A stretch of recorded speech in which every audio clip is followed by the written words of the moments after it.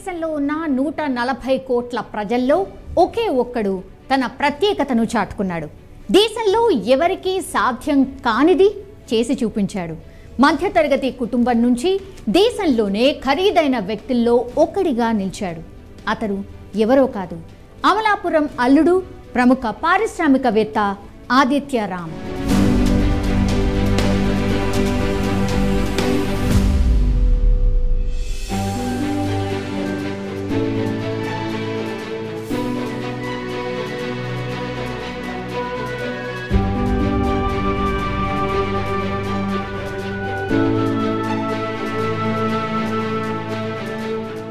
ఇప్పుడు దేశవ్యాప్తంగా ఆదిత్య రామ్ గురించే చర్చ జరుగుతోంది. దీనికి కారణం ఆయన ప్యాలెస్. చెన్నై ఈసీఆర్ రోడ్లో నిర్మించిన ఆదిత్య రామ్ ప్యాలెస్ దేశంతో పాటు ప్రపంచ దృష్టిని ప్రస్తుతం ఆకర్షిస్తోంది. ప్రస్తుతం అయోధ్యలో రామ మందిరంపై ఎలాంటి చర్చ జరుగుతుందో ఆదిత్య రామ్ ప్యాలెస్ పై కూడా అంతే చర్చ జరుగుతోంది. కొన్ని రోజులుగా నేషనల్ వైడ్గా ట్రెండింగ్లో నిలిచిన ఈ ఇంద్రభవనం ఇప్పుడు మరోసారి వార్తల్లో నిలిచింది. ఆదిత్య రామ్ ప్యాలెస్లో రిపబ్లిక్ వేడుకలు ఒకరోజు ముందే స్టార్ట్ అయిపోయాయి. గణతంత్ర దినోత్సవాన్ని పురస్కరించుకొని ఆదిత్య రామ్ ప్యాలెస్ వెలుగు జిలుగుల్లో మెరిసిపోతోంది. మువ్వెన్నెల జెండా రంగులు వచ్చేలా లైటింగ్స్తో సర్వాంగ సుందరంగా ముస్తాబైపోయింది. అద్భుతమైన లైటింగ్తో కనిపించే ఈ భవనం దేదీప్యమానంగా వెలిగిపోతోంది. దీనికి సంబంధించిన ఫోటోలు, వీడియోలు సోషల్ మీడియాలో ప్రస్తుతం వైరల్ అవుతున్నాయి. దీంతో మరొకసారి ఆదిత్య రామ్ ఎవరు, ఆయన ప్యాలెస్ విశేషాలు ఏంటి అనే ఆసక్తి ప్రస్తుతం అందరిలో నెలకొంది. దీంతో మరొకసారి ఆదిత్య రామ్ ఎవరు, ఆయన ప్యాలెస్ విశేషాలు ఏంటి అనే ఆసక్తి అందరిలో నెలకొంది.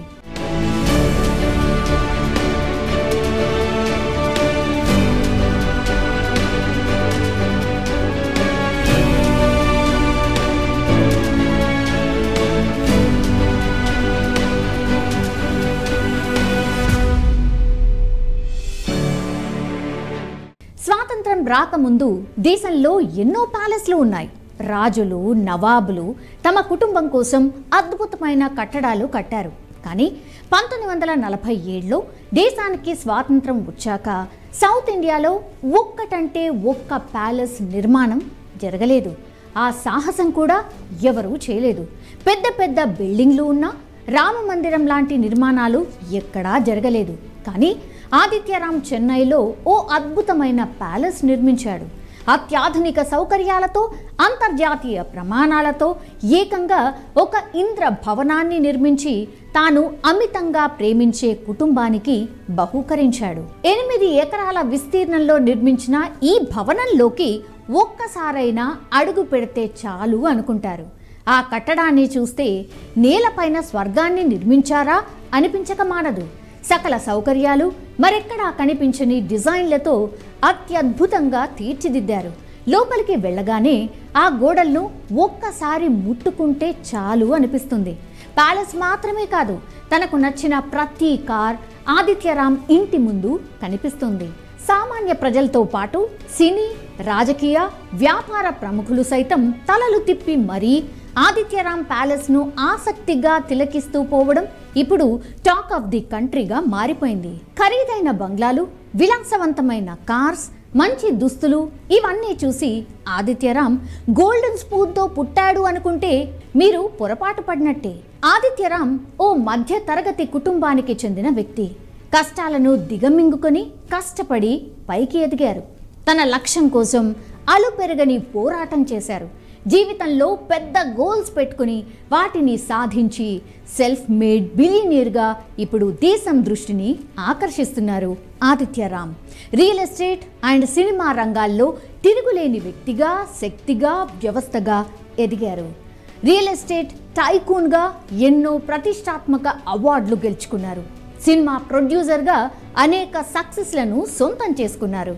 రియల్ ఎస్టేట్, ఫిల్మ్ మేకింగ్తో పాటు convention and resorts, investment corporation, Aditya Ram film city ఇలా ఒక్కటేంటి అన్ని రకాల వ్యాపారాల్లో ఆదిత్య రామ్ విజయాలను సొంతం చేసుకుంటున్నారు.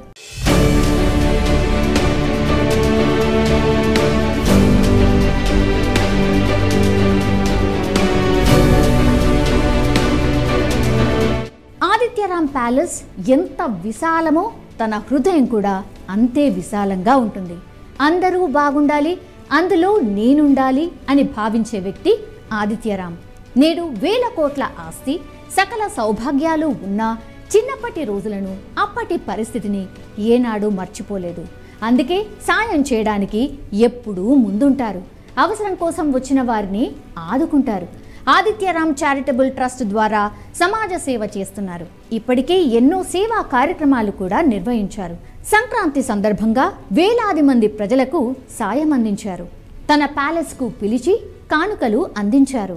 దేశంలోనే పేరు ప్రఖ్యాతలుగాంచిన ఆదిత్యరామ్ మన తెలుగువాడు. ఆయన అమలాపురం అల్లుడు కూడా. చెన్నైలో స్థిరపడి అక్కడ వ్యాపారాల్లో రాణిస్తూ ఉన్నారు. సంక్రాంతి సందర్భంగా రోల్స్ రాయల్స్తో అమలాపురం వచ్చి సందడి చేశారు ఆదిత్యరామ్. మధ్యతరగతి కుటుంబం నుంచి జీవితాన్ని ప్రారంభించి నేడు రియల్ ఎస్టేట్ వ్యాపారంలో టైకూన్గా ఎదిగిన ఆదిత్యరామ్ జర్నీ ఎందరికో ఆదర్శం. ఆయన విజయాలు నేటి యువతకు స్ఫూర్తి. ఆయన జీవితంలో మరిన్ని విజయాలు సాధించాలని మనము కోరుకుందాం.